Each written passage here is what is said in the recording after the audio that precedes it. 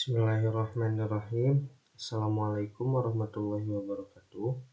Izin memperkenalkan diri, nama saya Muhammad Rizky Al-Farizi dengan NIM 2206089. Di sini saya akan memaparkan materi dengan tugas teori bahasa otomata. Untuk tugas soalnya, yang pertama ada hubungan antara teori bahasa dan otomata dengan komputasi. Yang kedua ada sejarah perkembangan bahasa pemrograman sampai saat ini. Dan yang ketiga ada karakteristik dari setiap penerjemah bahasa formal atau translator. Baik, untuk materi yang pertama yaitu hubungan antara teori bahasa dan otomata dengan komputasi. Definisi teori bahasa. Teori bahasa adalah cabang ilmu yang mempelajari struktur, sintaksis, dan semantik bahasa manusia. Ini mencakup analisis tentang bagaimana kata-kata, frasa, dan kalimat digunakan untuk menyampaikan makna. Bahasa pemrograman yang digunakan dalam komputasi juga memiliki sintaksi dan semantiknya sendiri. Teori bahasa membantu dalam memahami dan merancang bahasa pemrograman yang efisien dan mudah dimengerti oleh komputer dan manusia. Otomata. Otomata adalah model matematis yang digunakan untuk menggambarkan komputasi. Mereka adalah alat yang penting dalam memahami sifat dasar komputabilitas dan kompleksitas komputasi.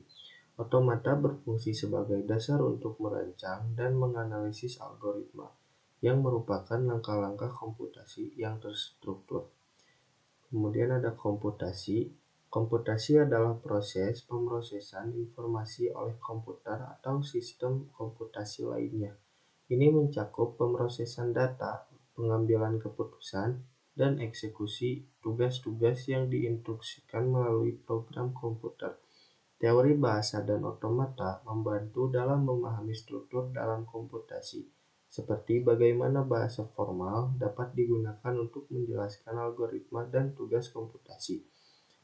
Teori bahasa dan otomata membantu dalam memahami struktur dan komputasi, seperti bagaimana bahasa formal dapat digunakan untuk menjelaskan algoritma dan tugas komputasi. Yang kedua ada sejarah perkembangan bahasa pemrograman sampai saat ini. Perkembangan bahasa pemrograman telah melalui beberapa tahap penting sejak awal komputasi hingga saat ini. Berikut adalah sejarah singkat perkembangan bahasa pemrograman. Tahun 1940-an sampai 1950-an, bahasa mesin dan bahasa tingkat rendah. Pada awal komputasi, programmer harus menulis program dalam bahasa mesin yang terdiri dari kode biner dan heksadesimal. Kemudian muncul bahasa tingkat rendah seperti assembly yang memungkinkan programmer untuk menggunakan simbol dan mnemonik untuk menggantikan kode biner. Kemudian tahun 1950-an sampai 1960-an, bahasa tingkat tinggi pertama. Pada tahun 1950, muncul bahasa pemrograman tingkat tinggi pertama. Salah satunya adalah Fortran yang dikembangkan oleh IBM. Fortran dirancang untuk pemrosesan numerik dan sangat populer di kalangan ilmuwan dan insinyur. Pada tahun 1958,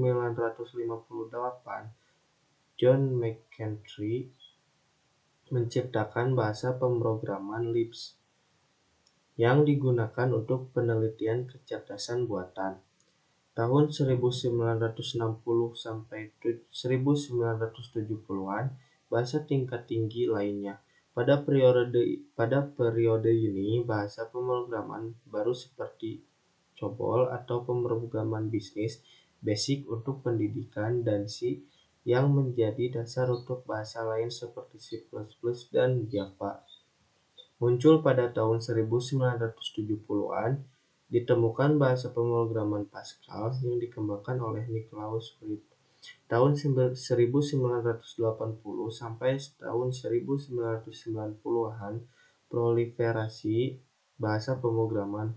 Era ini menyaksikan banyak bahasa pemrograman baru yang muncul termasuk C++, R, Python, dan Ruby. Pada tahun 1995, Java dirilis oleh Sun Microsystems dan menjadi populer dalam pengembangan perangkat lunak lintas platform. Tahun 2000-an sampai 2010, pertumbuhan web dan bahasa script. Bahasa-bahasa script seperti JavaScript, PHP, dan Ruby on Rails menjadi penting dalam pengembangan aplikasi web. Proliferasi bahasa pemrograman terus berlanjut dengan munculnya bahasa seperti C, Swift, dan Go. Tahun 2010 sampai tahun 2020, machine learning dan data scan.